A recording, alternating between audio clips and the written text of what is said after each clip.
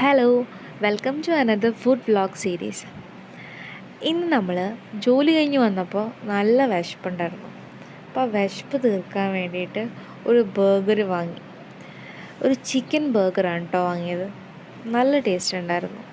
എനിക്ക് നല്ലോണം ഇഷ്ടപ്പെട്ടു.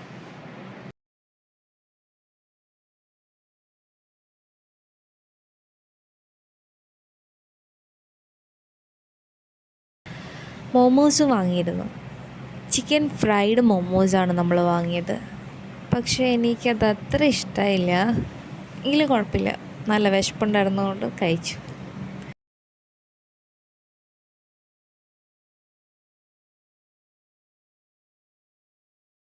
അത് കഴിഞ്ഞ് നമ്മൾ ഒരു അവക്കാഡോ ഷേക്ക് കുടിച്ചായിരുന്നു.